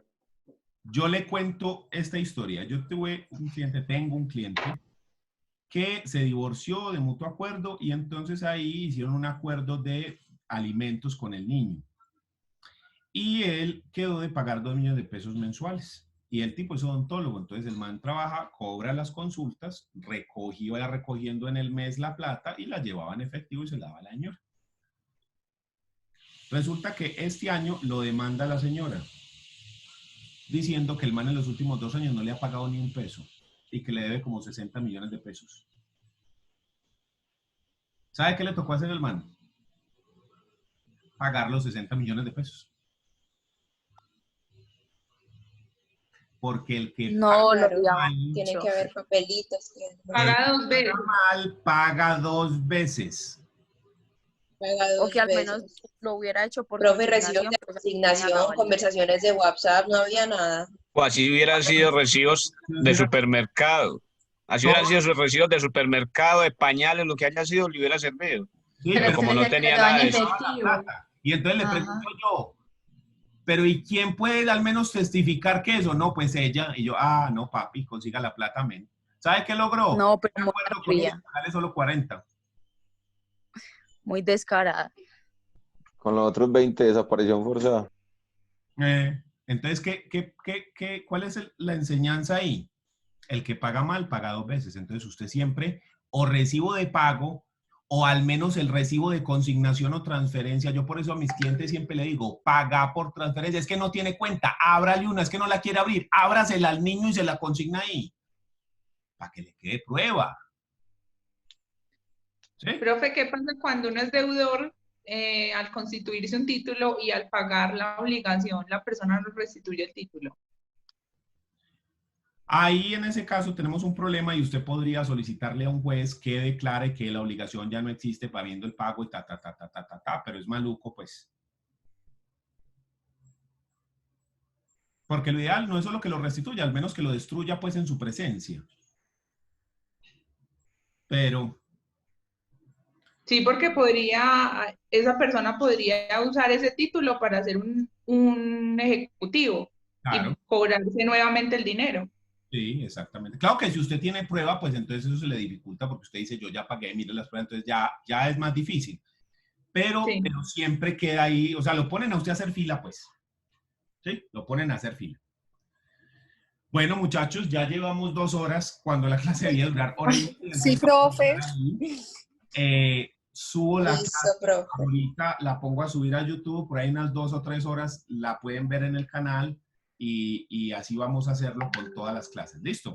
Muchas Profe, en la gracias. próxima clase vemos gracias, profe. los procesos de jurisdicción voluntaria. Listo, gracias. Chao, que estén bien. Profe, muchas Muchas gracias, gracias. profe. Hasta luego. Profe, la clase, usted dijo que la clase era ¿de qué? ¿De hora y media? Sí, es hora y media, no son 2 horas. La que dura 2 horas Ah, es ya. muy especial. Esta dura hora y media y hora y media. Ah, ya, sí, no, porque hay que trabajar entonces para saber cómo hago yo después. Listo, hágale. No, es hora y media. Lo que pasa es que ustedes se emocionaron mucho, empezaron a preguntar y a preguntar y a preguntar. Y uno, pues, como lo va a duda, sí. O sea, no. No, claro.